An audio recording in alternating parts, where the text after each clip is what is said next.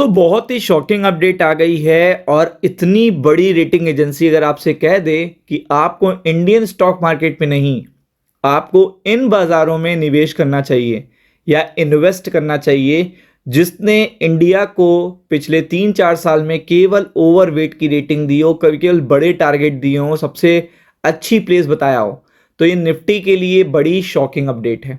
और निफ्टी का target 3,000 point कम कर देना, 3 से 4 हज़ार पॉइंट कम कर देना, निफ्टी का जो प्रिडिक्शन है उसको इतना घटा देना अपने आप में एक बहुत ही बड़ी शॉकिंग अपडेट है, बहुत ही ज़्यादा बड़ी शॉकिंग अपडेट है।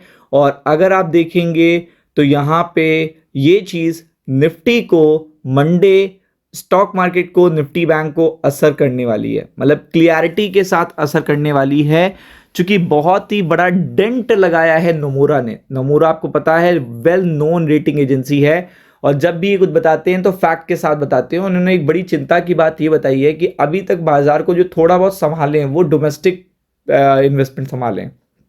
एफआईआई तो सेल कर ही रहे हैं लेकिन डोमेस्टिक इन्वेस्टमेंट उसे संभालें। तो इन्होंने ये तक बताया इस पर्टिकुलर देखिएगा अपडेट में कि डोमेस्टिक इन्वेस्टमेंट भी घटने वाला है, मतलब एक टाइम तक ही वहां पे इन्वेस्टमेंट, अगर डोमेस्टिक इन्वेस्टमेंट भी घट जाता है तो मार्केट तेजी से स्लाइड होगा नीचे की तरफ। वो चीज देखिएगा चिंता का विषय है। टारगेट तो बहुत बड़ा डेंट लगा है। टारगेट क्या था 2026 के अंत का और क्या कह रहे हैं निफ्टी का टारगेट, वो अपने आप में बहुत बड़ी बात है। तो निफ्टी टारगेट में कटौती करी है, इक्विटी की घटाई है रेटिंग, मतलब स्टॉक्स की भाई हमारे रेटिंग घटा दी है। और आपको पता है इन्हीं रेटिंग एजेंसीज के बेसिस पे ही देखिएगा फंड मैनेजर्स इन्वेस्ट करते हैं कि वेयर टू इन्वेस्ट, वेयर कौन सी प्लेस होगी, कौन सा इन्वेस्टमेंट होगा, कौन से स्टॉक्स होंगे।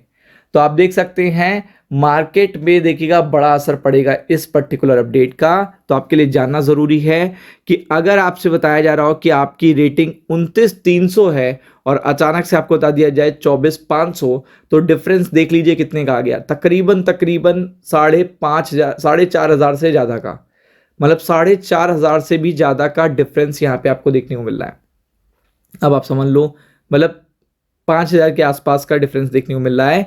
तो आप देख सकते हो रिपोर्ट के अनुसार देखिएगा जो ओवरवेट की रेटिंग थी, ओवरवेट जो मार्केट ओवरवेट है अगर, तो आपको पता है कि आप एक्स्ट्रा कह रहे हो कि डबल इंजन है, मतलब डबल सपोर्ट है मार्केट में, अच्छी चीजें हैं, तभी आप देखिएगा उस पर्टिकुलर बंदे की तारीफ के साथ उसमें कुछ और ऐड ऑन करते हो।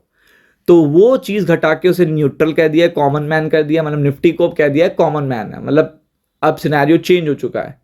और इसमें ईरान वॉर को देखिएगा और बढ़ती तेल कीमतें लंबे समय तक रह सकती हैं, जिससे देखिएगा भारत की इकॉनमी पर और उनके प्रॉफिट पर प्रेशर बनेगा और जो घरेलू निवेशक हैं उनकी भागीदारी भी कमी होगी। अब आप समझ लो ये बड़ी बात है कि जो डोमेस्टिक इन्वेस्टमेंट ही मार्केट को बचाए हुए है।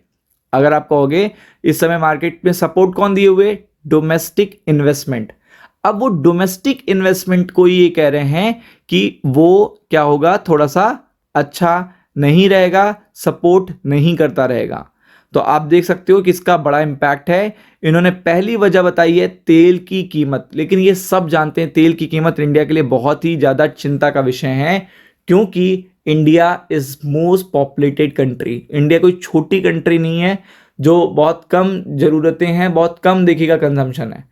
अगर हाईएस्ट क्रेडिट रेटिंग चाहिए या फिर जीडीपी ग्रोथ चाहिए तो आपको भी पता है कि हमें चीज़ों को कॉस्ट के अंदर करना पड़ेगा, प्रॉफिट के मार्जिन को बढ़ाना पड़ेगा।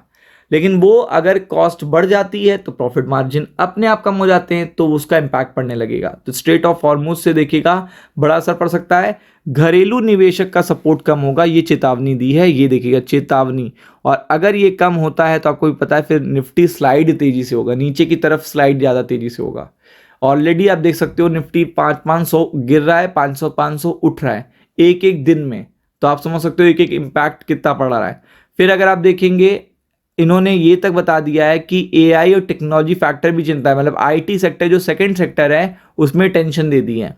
अब इन्होंने बता दिया कि किन बाजारों में शिफ्ट हो जाएगा, मतलब लोग अपना ज़्यादा कहाँ पैसा लगाएंगे, शिफ्ट होंगे इंडियन स्टॉक मार्केट से। तो इन्होंने सबसे पहले तो देखिएगा यहाँ पे नाम लिया है कोरिया का, तो कोरिया चलिए इतनी बड़ी कंट्री नहीं है, लेकिन फिर इन्होंने देखिएगा चाइना का नाम ले लिया है। और चाइना देखिएगा भरपूर जगह है लोगों के इन्वेस्टमेंट करने के लिए। अगर एफआईआई को चाइना अच्छा लग जाता है तो कोई कम समय के लिए चाइना नहीं अच्छा लगेगा, लंबे समय के लिए चाइना को अच्छा लगेगा। तो वो चीज़ देखिएगा निफ्टी पे डेंट लगाएगी मंडे को। Be prepared for it. Ram Ram.